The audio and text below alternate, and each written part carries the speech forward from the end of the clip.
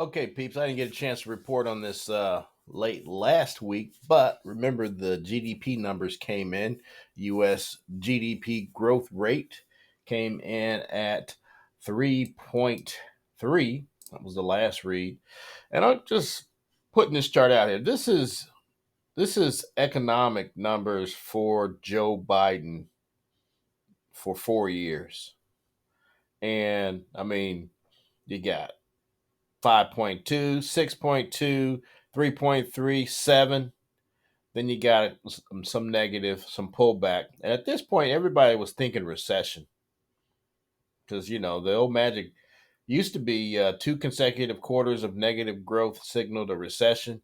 But boy, you came back to 2.7, 2.6, 2.2, 2.1. Still, those numbers aren't bad. I mean, remember, the economy this size according to economists.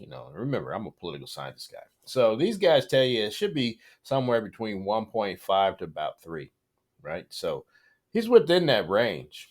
4.9, that was a big number in the third quarter of 2023. And we ended the year at 3.3. Now, couple those numbers, right, with the fact that you had jobs. The last jobs number was 216,000 jobs created during the month of December. You saw the Michigan survey come in. The people are starting to feel the effects of the economy, and it feels pretty good. Still have to deal with inflation. I mean, everybody is crystal clear, or you might say unanimous, about how people feel about the inflationary number. However, I'm here to tell you that if you didn't have those Trump tariffs, you wouldn't be feeling that. The pay increases that you would have received, right? Remember, 2017, 2018, I guess when, or 2018, 19, when the tax cut hit, the employers gave you a bump in pay, right? But if you recall, that created a degree of inflation as well. So the numbers for 2019 were kind of shabby, and I can probably show you that. And then, of course, when you looked out at what was happening, I mean, 2019 fell into 2020, and of course, we're in the midst of COVID at that point. So, but those Trump tariffs, people, I'm telling you, I mean, you strip away those Trump tariffs, and that's a 25% bump that your U.S. corporations are having to absorb.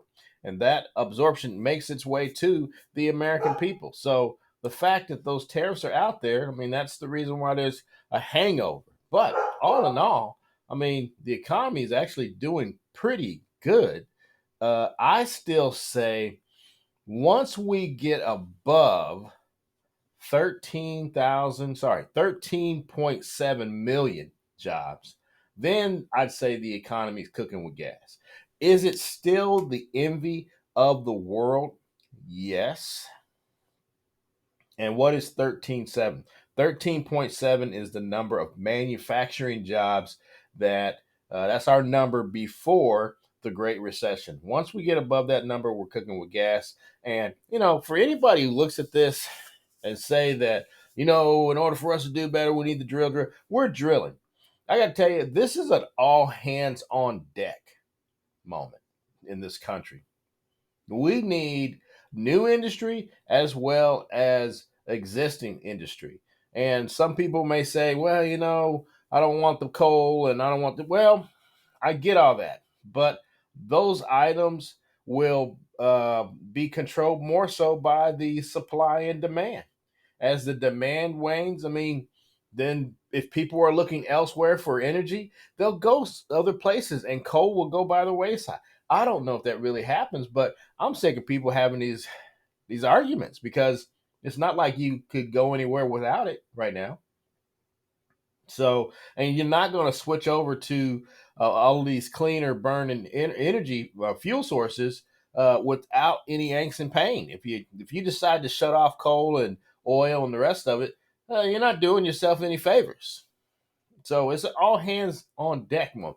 And if Trump was always notorious about promising 6 and 7% GDP and all this other stuff, right? But the reality is, in order to get that, it's an all hands on deck. You need cleaner burning energy. You need existing energy sources. You need tech innovation. You need everything. Everything goes into this equation. And so far, I got to tell you, I mean, the Biden administration has done a yeoman job. Now, people may disagree with me, but I really don't care.